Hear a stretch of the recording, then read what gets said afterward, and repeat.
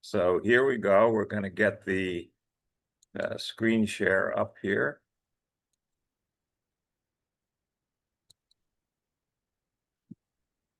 I'm going to go back to the start of the presentation and go to slideshow and go to start from the beginning. We were just working on this, trying to get things a little more formal. So what we have here, the subject is time is not what you think. So we're going to try and summarize our ignorance about what we know of time. And we'll probably break this, like I said, up into two classes. We'll do part tonight, and next week we'll do the rest of it. But the pictures that we have here, let me just see if I can get this. Yeah. We have Nikola Tesla here. Tesla actually was involved with some, I'll just say, time travel experiments that we'll come to at the end that suggest time is not what you think, okay? And then what Ron Cowan saw was we have this world of matter, and that appears to follow this. There's many timelines or many worlds. So here's a picture showing a timeline and it splits. And every instance that you're alive, and there's a transition of some sort taking place. An electron moves from one energy level to another. So that's a different energy level. So there's a transition. One of them, it stays in the place it's at. The other one, it transitions over to the other one. So you're continually making up billions upon billions of timelines. And that's one side of time. And the other side of time is what we call the Akashic threads. That this is the time that your soul experiences that goes back through all of the past lives that you've lived and then reincarnated and going forward as well. So each of us has one of these Akashic threads, but this is tied into this spiritual realm, which appears to be the realm where dark matter resides. So that's what the difference is. There's one realm for time, which is this Akashic thread for dark matter, and matter that has these free will dimensions, many, many possible timelines. And we believe we can shape our will to pick and choose which avenues we want to go on. And that's what we're going to try and cover. And that'll be toward the end of this. So we're going to survey, before we get there, we're going to survey a lot of other things that people thought about time, just to show you, quite frankly, how chaotic the thinking is. And the work that Ron did, I think, is a very different ilk. It puts all of this notion of what time is into a very sharp perspective, whereas a lot of the other things you'll hear, I think you'll find are kind of mushy, or they're not well thought out, or they're very abstract, and they go all over the place, and there's no evidence, there's no data to back any of them up, is the thing to keep in mind. So finally, we have Carl Jung here and Wolfgang Pauli, and they interacted for many years from 1930 to 1957, trying to sort out these things, in part what time was, but many other things that they saw that Pauli was disturbed over in what we call the microcosm, the physics of the microcosm, the quantum world, where everything is discrete. Well, explain who he was. Well, Pauli is an outstanding theoretical physicist, and he was awarded the Nobel Prize because he postulated there was a very, very small neutral, no charge particle called a neutrino, and that neutrino showed up when a neutron decayed into a proton and an electron, and there's a little bit of energy left over they couldn't account for. And he said, oh, that must be due to this neutrino. And he was right, but the number of neutrinos, every second that we're here, you have 100 billion plus neutrinos going through every part of your body. So neutrinos are incredibly common, but we don't know what they are. And Pauli was the one that gave them their name. He said wasn't a neutron because it was too small. It was a little teeny neutron, a neutrino, is what he came up with. And he was in Zurich at the Eidgenössischen Technische Hochschule in Zurich, It's easy for you to say. and ETH. And Pauli went over and talked with Jung, who was right nearby over on Lake Geneva, Lake Lucerne, whatever, outside of Zurich. And they built up this rapport all through World War II and so forth. And we'll discuss what they came up with in doing this. So that's what we're going to cover tonight. We'll see how it goes. This is part one, we believe. So what in the world is time? Well, time, many people view as it's a measured or a measurable period during which something takes place. It's a duration. Of course, that leaves the question of what is a duration? No one knows, but it's clearly something that isn't spatial, is the thinking, and it's measured in terms of events. So we have one event and then we have another event. We were able to measure the duration of time between those two events, going from the past all the way up to the present and to the future. So this suggests right away, really, when we think of time, it's broken up into three segments: the past, the now that we're in right now, the now, and the future. So there are these three segments, and the past is receding from us and the future is coming up on us. But of those three, the only one that appears to be real is the now, the one that we're in right now. So that's if this makes sense, good luck. So the experience of time is real for humans. Just like when we look out through our eyes, we see what we call reality. But as we've seen and other things we're talking about here, what we see with our eyes is really just an illusion. It's not really the true reality. So if what we see with our eyes for space isn't true, why wouldn't the same thing be true of time? That is, why wouldn't time have some aspects that are fundamentally deeper than or what we think of as time is really just an illusion or part of the story. So this idea stems from the way our brains process information and from some concepts in theoretical physics.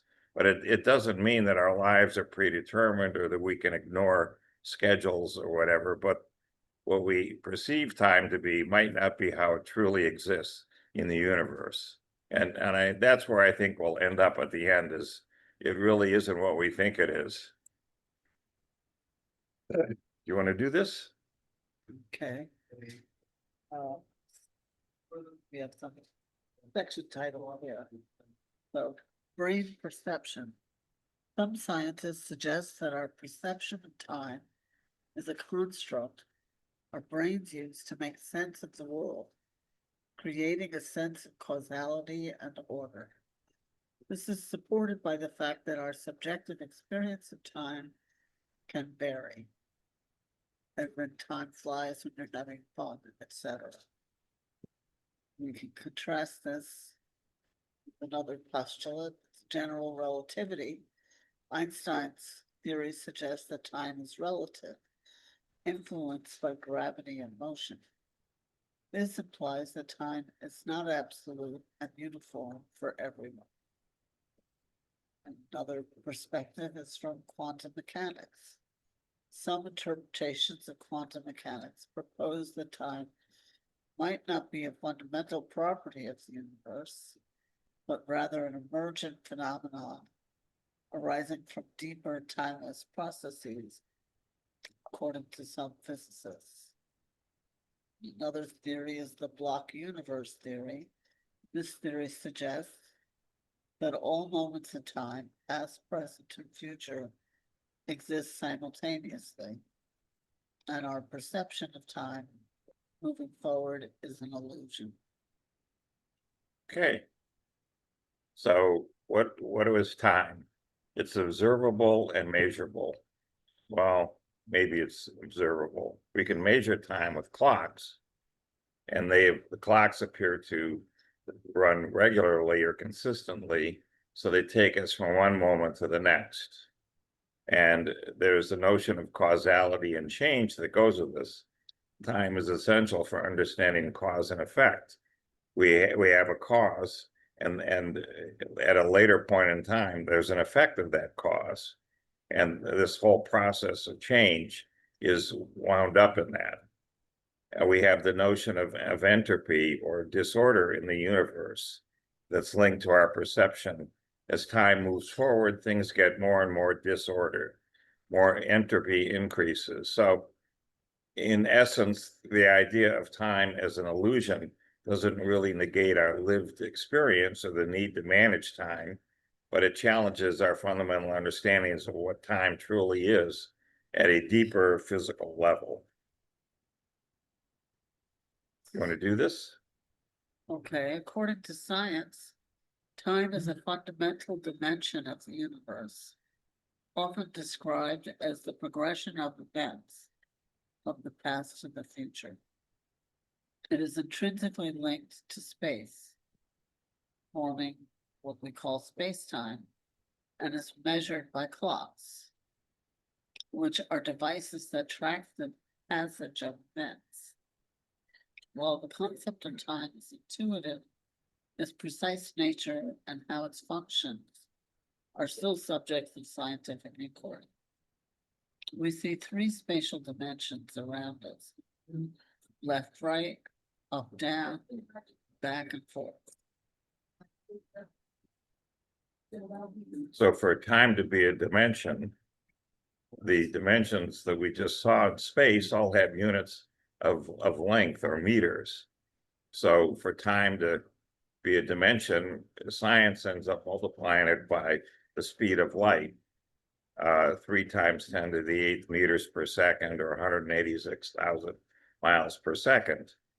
So that converts time, which is seconds, to, when we multiply it by meters per second, we get meters. So we get a length. Now, it appears that time actually is what's called complex. It has a real and an imaginary part. And those are typically displayed in a plane. There are two axes, the real axis and a second axis, which is perpendicular to it. And it also shows real numbers on it, but all those numbers are multiplied by the square root of -1, making them imaginary. So let's suppose that we take a purely real number and multiply this by the square root of -1. If we do this, then the real number, when it's multiplied by this, just actually goes up onto the other axis, because that's the axis which is purely imaginary or perpendicular to where it was. So if we multiply by the square root of -1, then the real number rotates, becomes perpendicular to where it was. Similarly, if we had a purely imaginary number and we multiply this by the square root of -1, this rotates the imaginary number back down to the real axis here. So this leads to the notion that space-time has 4 components to it, or what's called a 4-tuple, put in parentheses. There's X, Y, and Z for the 3 spatial dimensions. And then we have CT, which we saw was converting time into length, but now it's perpendicular to those other 3 dimensions. So it's multiplied by the square root of -1. Now, we clearly can't graph this or whatever, but we're just suggesting that this is what's going on. The time is perpendicular to the other 3 spatial dimensions, is the takeaway here. This is what, this is, Right. to actually be the case. So you wanna, Okay. But we're talking about time as a dimension. Like space. Or like part of space. In physics, time is often considered to be the fourth dimension, along by the three spatial dimensions. Length, width, and height. Albert Einstein's theory of relativity revolutionized our understanding of time, showing that it's relative to the observer's frame of reference and intertwined with space to form space-time. Hermann Minkowski. put time on the same level as the three spatial dimensions, so it came to be called space-time, not just space and time. Yeah, Einstein, in fact, kind of missed this when he was putting his ideas together. And he said, oh, well, time appears to slow down if you go faster and faster. But what he missed was there's a coupling between space and time. And that's what Minkowski picked up on, and said time should actually be on the same level as these spatial dimensions. He was almost right, as we'll see. So this means that the rate at which time passes can vary depending upon how fast you're going relative to another observer, and also how strong the gravitational field that you're in. Now, this is not at all obvious. If you move faster and faster relative to a stationary observer, and you start to approach the speed of light, then time, or the clock that you have with you, slows down relative to the clock that the stationary observer has. So clearly time is influenced by space, by your velocity through space. But on top of this, as you get into stronger and stronger gravitational fields, time slows down. So that on Earth, if you just look at your head and your feet, your head is about, 5 feet, 6 feet away from your feet. So it's farther away from the center of Earth. Well, the center of Earth is where the gravity is. So your feet are much closer to a stronger gravitational field than your head is. So the time that your head experiences is actually faster than the time that your feet experience. It's a very small number. I calculated it, and it's nothing that you could write home about, but people have put satellites in orbit, and they've measured this experience here, because they're thousands of miles up in space, and the gravitational field is just that much less. And so as a consequence of this, for example, a black hole has an incredible gravitational field that's so strong that no light escapes from it. That's why it's called a black hole. If light tried to escape, it would get sucked back in by the gravity, and therefore it just looks to you as a black hole. And so time slows down incredibly as you approach this black hole. Very strong gravitational field. You want to do this? Okay, excuse me. From a spiritual perspective, time is not merely a linear progression of moments, but a deeper, cyclical, and interconnected reality. It can be understood as a framework for spiritual growth and evolution, divine order governing events, or subjective experience beyond the constraints of physical measurement. Many spiritual traditions view time as a creation of the divine, a container for the unfolding of God's plan. Using the Hebrew way of expressing God as an unknown quantity that's not meant to be pointed at as a defined thing. That's the way they spell it. It's a linear progression from creation to a final culmination, but within that linearity, there's a sense of cyclical return and renewal. Examples include the biblical concept of time, is a period from creation to the second coming of Christ, or the Hindu concept of the yugas, cyclical ages of universe. Time is also seen as a stage for spiritual development, where individuals mature in their understanding of themselves and the divine. So this is very different. Some spiritual perspectives emphasize the cyclical nature of time, with events repeating themselves in different forms. So this highlights the interconnectedness of all things, where the past, the present, and the future aren't separated, but they influence each other if they're in fact, if they're cyclical, for example, then we go through this again and again and again. The past, the present, and the future repeat these cycles. So the concept of reincarnation, where souls are born into new lives, or the understanding of nature's seasons as a reflection of universal cycles. So we go from spring, where there's a birth, to summer, to fall, to winter, where there's death, and back to spring again. Want to do this? Spiritual traditions also recognize the subjective nature of time, where our perception of time can vary greatly based on our state of mind. Moments of intense focus, joy, or spiritual insight can feel timeless, while periods of boredom or suffering can feel incredibly long. This perspective suggests that our conscious experience of time is influenced by our thoughts, emotions, and spiritual awareness. So time is cyclical for many.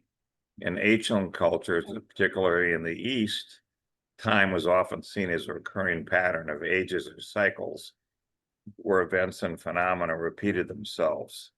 One of the most famous examples of this is found in the Hindu philosophy, where time is depicted as a wheel, called the Kala Chakra, or the wheel of time.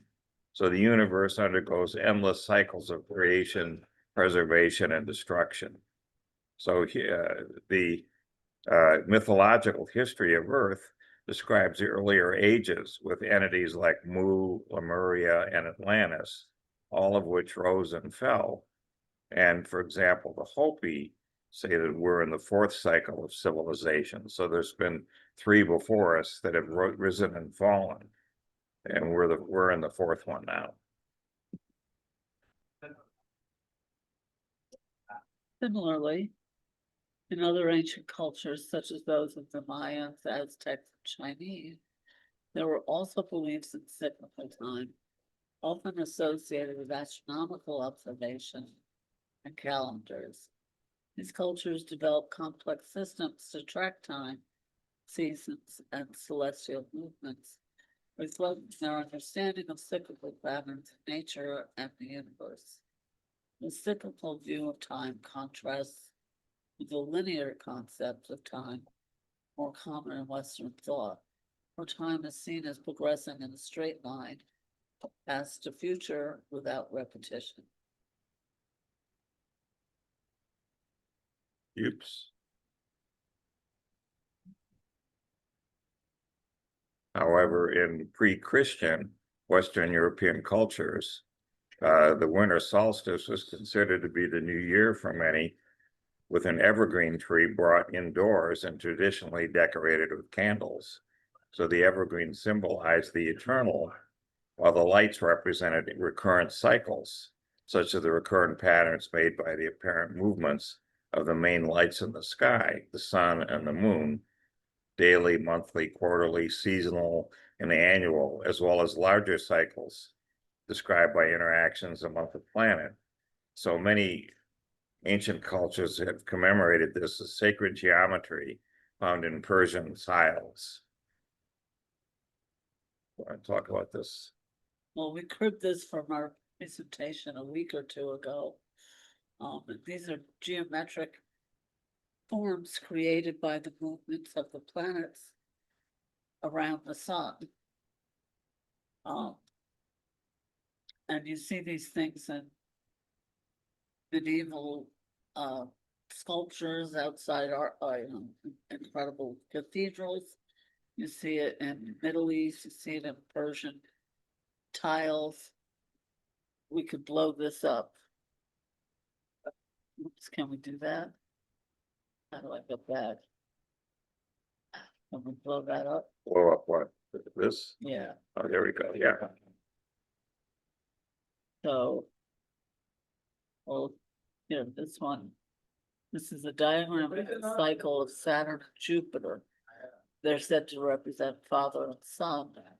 It begins here, the conjunction between the two, progressing through the signs of the zodiac over the course of a millennium. Conjunction number 1 occurs at the beginning of the zodiac, the Aries point, Pisces and Aries, yeah. on the cusp of Pisces and Aries. So that's the beginning of the great cycle. That's one of our annual cycles on Earth of 12 months, 12 signs. That's how long it takes the moon to go around us. In the same length of time that it takes us to go around the sun, or apparently for the sun to go around us. And so that's a regular cycle that all these cultures around the world studied and diagrammed in various ways. I'm gonna forget that. And you can see these. We didn't know what each one of these is, but these are this is a medieval. That's a medieval one. Sorry, this one here. And this is. I forget. I think It would be it's, good to know. I think it's, let's see if we shrink it one more. Nope. Okay, There it is going around. I think it might be the cycle of Venus yeah, I think it's Venus. going around the sun. And it just keeps describing this flower again and again and again with incredible precision.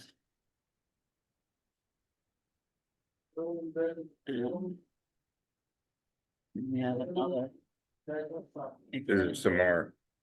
But this John Martineau did all these, found all these patterns that arose from just following the planets around the sun. So Mercury, Venus, Mars, Jupiter, Saturn, these are what all, I think from looking at they run around Earth. So it goes. So here we have time in the Abrahamic religions. So Islamic and the Judeo-Christian worldview regard time as linear and directional, unlike what we see in the East. No, that's it. There's a creation, and then things expand from this, and then there'll be an end time occurring. So Augustine and Aquinas, some who were Christian theologians, believe that the entity God is outside of time, seeing all events simultaneously, and time didn't exist until God created time. So there you have it.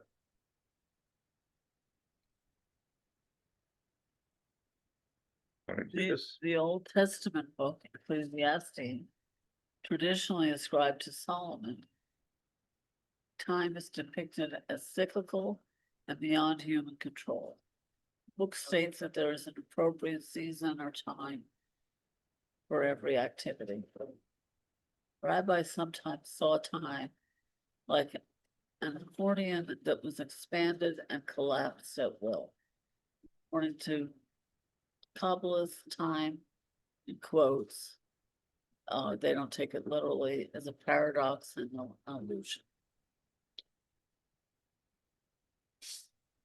So the Greek language has two distinct principles here for time, chronos and kairos. The former, chronos, refers to the numeric or chronological time, whereas the latter, kairos, is literally the right or opportune moment.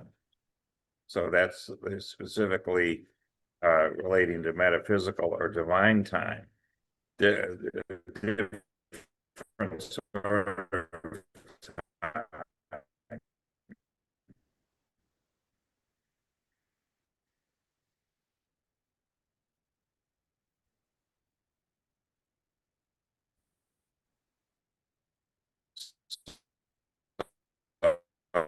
in theology, chi rho o nu o s chronos. His name means time and is spelled that way. And he's usually portrayed as a wise old man with a long gray beard, father of time. And so there's all kinds of things that we have in English for this: chronology, chronometer, chronic, anachronism, synchronize, chronicle, and on and on. And astrologically, Saturn is the planet associated with time. That's interesting. Jupiter rules expansion, and Saturn is said to correspond with the principle of attraction or limitation. That's said to be because it's the last planet that can be seen with the naked eye, and the rings around it shows kind of, boundary. So that those are the kinds of things that are rules. And that's what the story of Hamlet is about. That we know as the Shakespeare play, but it's a really ancient story. In philosophy, time was questioned throughout the centuries. What time is and whether it is real. Ancient Greek philosophers asked if time was linear or cyclical, and if time was endless or finite. We're still asking the same thing. These philosophers had different ways of explaining time. For instance, ancient Indian philosophers had something called the wheel of time. It was believed that there were repeating ages over the lifespan of the universe. So the Indians, the mystics believe we're in the 79th cycle of our existence. So the universe that we're in has been created 78 times before this, and it'll be created hundreds more. So this, in Western philosophy, this led to beliefs of cycles of rebirth and reincarnation. So the Greek philosophers believed the universe was infinite and was an illusion to humans. Plato believed that time was made by the creator at the same instant as the heavens were made.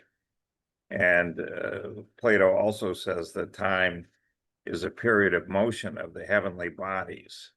In contrast, Aristotle believed that time correlated to movement, and that time didn't exist on its own, but was relative to the motion of objects, which raises the question: if you just sit there and don't do anything, does any time pass? But anyway, Aristotle also believed that time was related to the motion of celestial bodies. And so the reason that humans can tell time was because of the orbital periods, and therefore there really was a duration of time.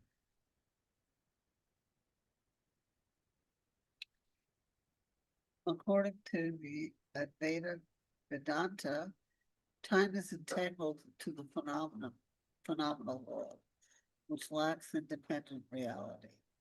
Time and the phenomenal world are products of Maya, which is illusion, influenced by our senses, concepts, and imaginations. The phenomenal world, including time, is seen as impermanent and characterized by plurality, suffering, conflict, and division. Since phenomenal existence is dominated by temporality, kala, everything within time is subject to change and decay. Overcoming pain and death requires knowledge that transcends temporal existence and reveals its eternal foundation. So now we just want to explain what this Advaita Vedanta is.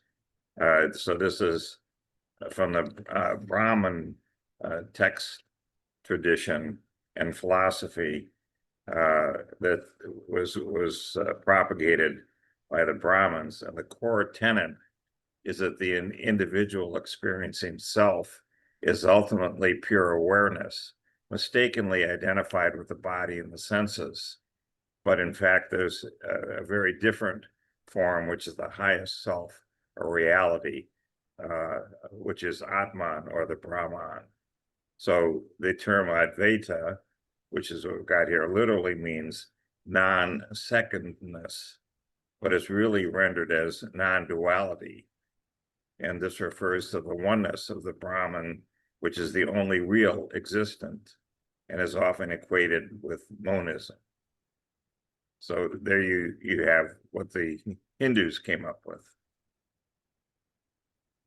Time in Hindu and Greek theology says that the Vedas, the earliest texts of Indian and Hindu philosophy, dated to the late second millennium BC, describe ancient Hindu cosmology in which the universe goes through repeated cycles of creation, destruction, and rebirth, with each cycle lasting 4,320 million years. Ancient Greek philosophers, on the other hand, including Parmenides Yeah. and Heraclitus, wrote essays on the nature of time. Plato in the Timaeus identified time with the period of motion of the heavenly bodies. Aristotle in Book 4 of his Physica defined time as number of movement in respect of the before and after. Any questions? Yeah, I don't know what Aristotle meant by that. In book 11 of his confession, St. Augustine ruminates on time and says, "What then is time? If no one asks me, I know what time is. But if I wish to explain it to one that asks this question, I don't know what I'm talking about. I know not what time is."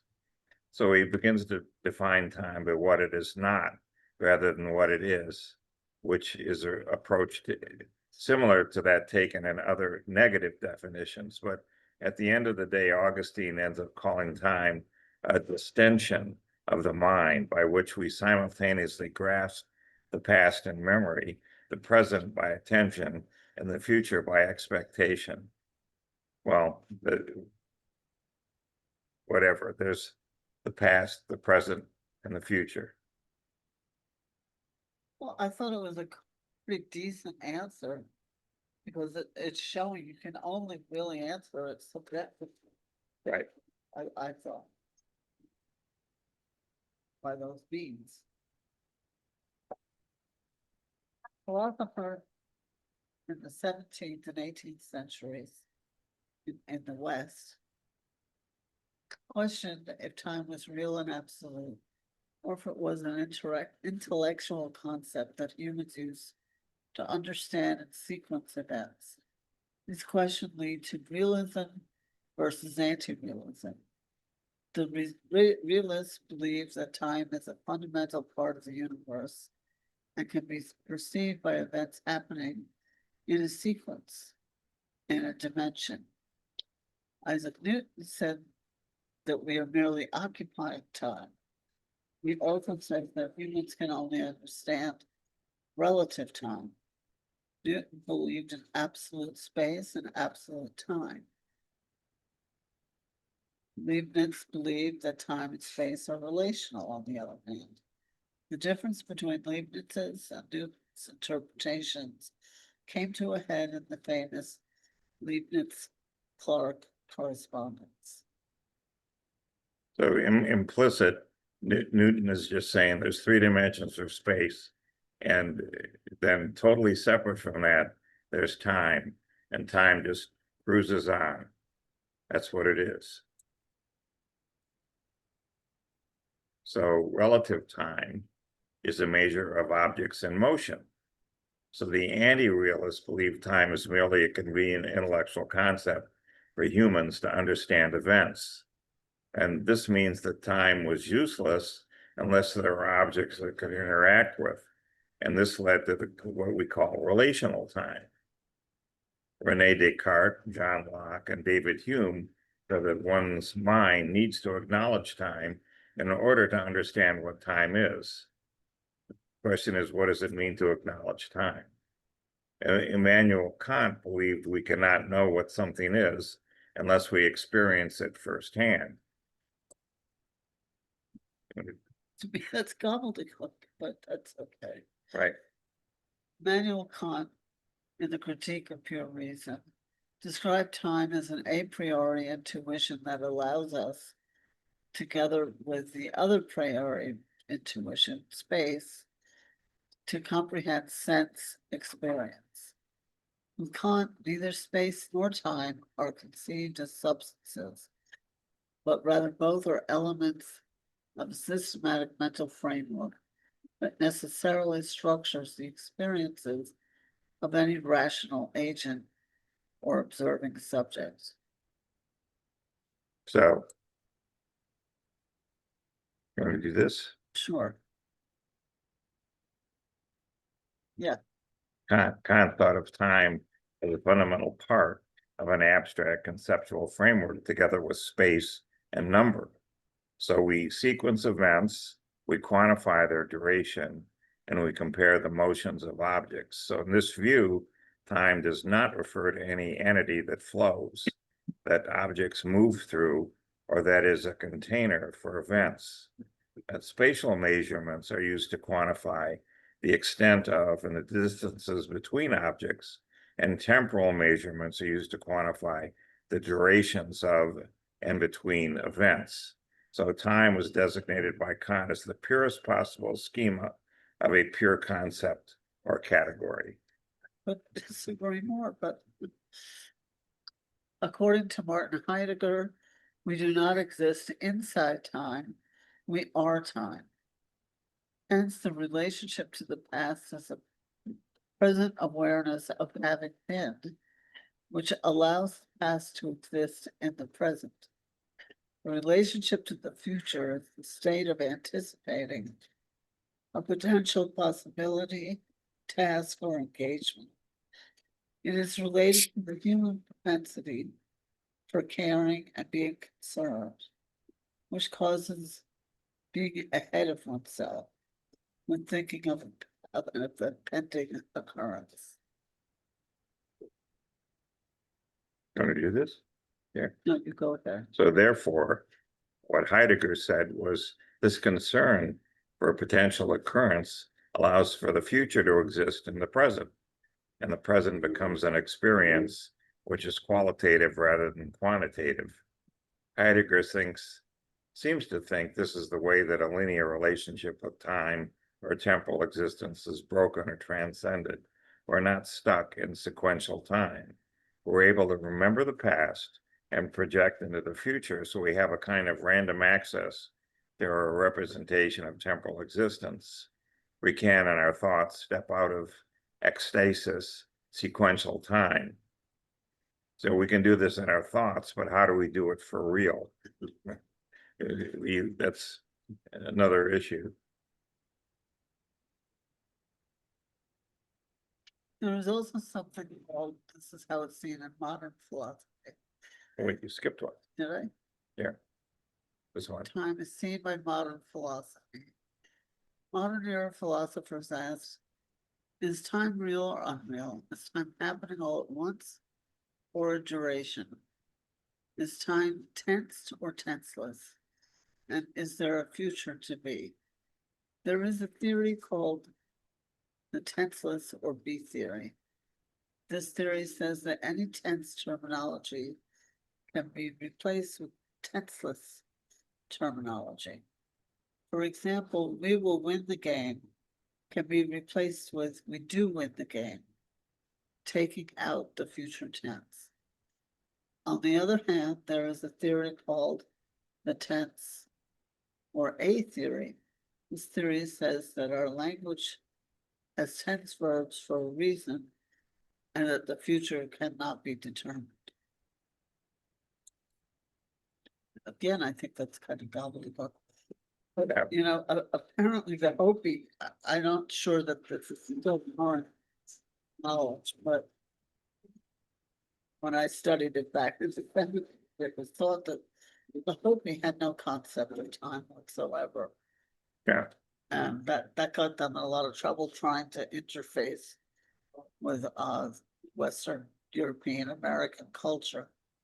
Because they just saw things as, they didn't see things as nouns and verbs.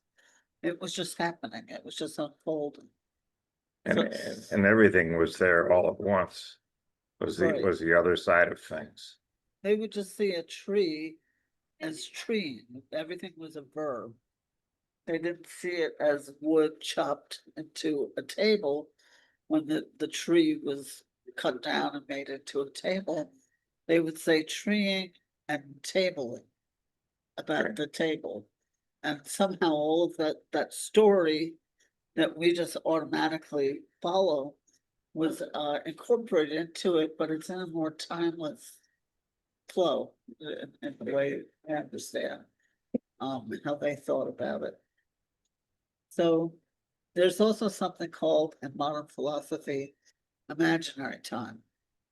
This was from Stephen Hawking, who said that space and imaginary time are finite but have no boundaries. You might understand, how could this be? How could you be finite but have no boundaries? Well, you could be on the surface of a sphere, so you're finite, but there's no boundaries.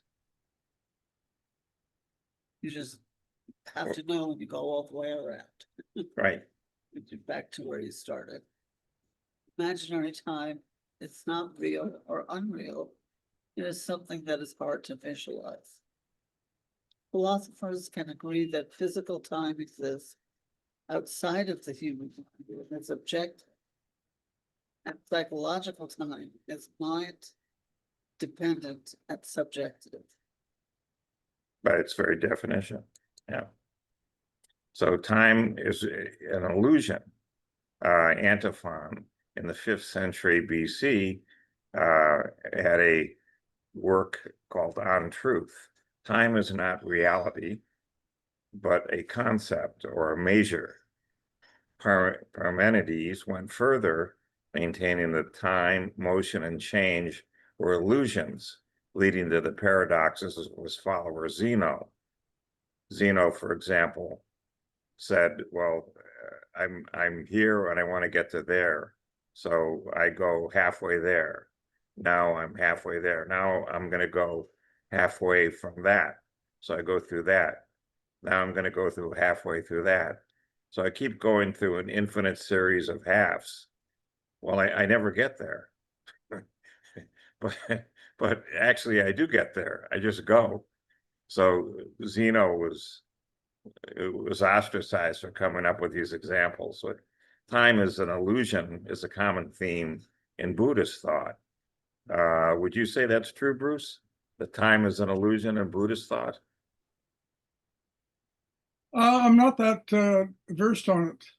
But I would ask, though, did Ron have a nonverbal understanding of time that he explained to you? Yeah, that it's really not. Well, he expressed it as saying it isn't what we think it is. You know, Well, that's for sure. That's always the case, though. right. That time is an illusion in that sense, but he went further. That's why I picked up on it when I was touching it at the very start. Those are ideas that came out of Ron. So Right. anyway, so these arguments often center on what it's meant for something to be unreal. Modern physicists believe time is as real as space, even though we're trying to describe time as a dimension that's perpendicular to the 3 spatial dimensions, but we don't know what that means. And then there's others, such as Julian Barber, that argue that the quantum equations of the universe take their true form when they're expressed in a timeless realm containing every possible now a momentary configuration of the universe. That's what we ended up following with this. I called it the many world or the many timelines version of quantum mechanics that we're going to come back to. And then in 1908, there was this article on the unreality of time that argued every event has the characteristic of being both present and not present. That is, it's in the future or the past. It's not present. So the notion of time by itself is self-contradictory. There you have it. Okay. Anytime there are any questions. Another modern philosophical theory called presentism used the past and the future as human mind interpretations of movement instead of real parts of time or dimensions which coexist with the present. This theory rejects the existence of all direct interaction with the past or the future, holding only the present as tangible. This is one of the philosophical arguments against time travel. This contrasts with eternalism. All time, past, present, and future is real. And the growing block theory. The present and the past are real, but the future is not. So you have more and more blocks. The past keeps growing. So in modern physics, until we got to Einstein's reinterpretation in 1905 to 1907 of what time and space were, time was considered to be the same everywhere in the universe. People hadn't really given it that much thought, but Einstein pointed out that all observers measure the this idea that all observers measure the same time interval for any event is false. And in fact, all of non-relativistic classical mechanics is based on this Newtonian idea of time. Time is time is time. So what Einstein showed was that if the speed of light is present and is the same, that's the key thing. The speed of light is the same for all observers, then this, together with a reasonable definition for what it means for two events to be simultaneous, requires that distances appear to be compressed and time intervals lengthened. In other words, time gets longer for events associated with objects in motion relative to an observer. And this was the key thing that shocked everybody, because they just hadn't given it that much thought in the mainstream. So the theory of special relativity was picked up by Minkowski to create space-time, where he combined the three dimensions of space with a single dimension of time. So distances in space can be measured by how long light takes to travel the distance. So a light year is a measure of how far light travels in 1 year. And a meter right now is actually defined in terms of how far light travels in a certain amount of time. That is the definition of length is now time. How many cycles you'll actually have of a particular wavelength of light. Two events in Minkowski space-time are separated by some sort of invariant interval. And the invariant interval can either be space-like, that means that the two events are separated in space, but they're at the same time. They can be light-like, that they're actually right on the barrier, or they're time-like, that is, they're separated in time, but they could even be very close to one another or on top of one another. So events that have a time-like separation can't be simultaneous in any frame of reference. There must be some sort of temporal component and possibly a spatial one to their separation. And so this is what Minkowski did in 1908. And then events that have a space-like separation will be simultaneous in some frame of reference. So there's no frame of reference in which they do not have a spatial separation, and different observers can calculate different distances and different time intervals between two events. But the invariant interval between them is always independent of the observer and their velocity. And this takes us off into modern quantum mechanics, where you can entangle quantum states. And so if the two states are entangled, if one of them is impacted, the other is immediately, and immediately means instantaneously, not the speed of light, but instantaneously impacted, even if these things are billions of light years apart. And the issue is that this phenomenon was unknown when Minkowski did this work. So you want to, So in summary, many philosophers have proposed theories about time. Many physicists have advanced ideas about time. In science, one good observation is worth 1,000 theories, and prove all of them and more. Is there any observation of what time really is that can advance the study? Is there any methodology for studying time that has not been cited yet? and this is where we're going to break it right now. So if we go look in the Yoga Sutras of Patanjali, which was written 2,000 years ago, but was oral for millennia before that, we believe, in book 3, he states that after you achieve deep meditation and you achieve enlightenment, in fact, it becomes clear that what we see, what we think of as reality, is not the true reality, and in fact, it's not the true time. And so how in the world can this be? And here we're going to be drawing on the work of Ron Cowan, a Buddhist who is now passed on, but he was able to achieve under deep meditation observations that show exactly what was going on here. But he had these special skills for seeing clairvoyantly into the far reaches of time and space.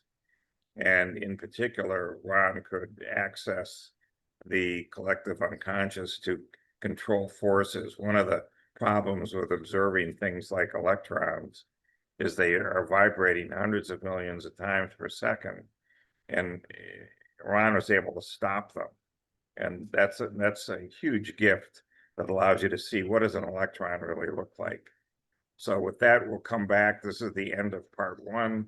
We'll do a little refresher next time, and then we'll do part 2, where we go much more into what Ron did, which I think is very exciting and also highly controversial. So Bruce, any comments? Well, I'm looking forward to that. I mean, basically, there's two major difference between a meditative approach to reality and the Western approach. Western approach to reality is basically concepts. Whereas like Ron, like it's basically observation, which is basically insight into different levels of reality. And he sees them as being real. And he's able to have a nonverbal understanding that is very extensive and can be very expansive and expanding a lot of things. But not, I mean, concepts and theory in terms of meditation is a distraction. If you start thinking in terms of theory and concepts, you've lost the meditation. You're in a kind of a fantasy world compared to actual awareness of what is present and what is actually happening. So that's kind of like, I'm sort of like interested in seeing where Ron went this, because basically he would have had a nonverbal understanding of time. Now, the thing is that if you talk to real meditation masters, they all have that nonverbal understanding, where they're not really interested in talking about it. It's just part of their world. And they're more interested in helping people to, alleviate suffering and compassion, things like that. Now that's a really good point.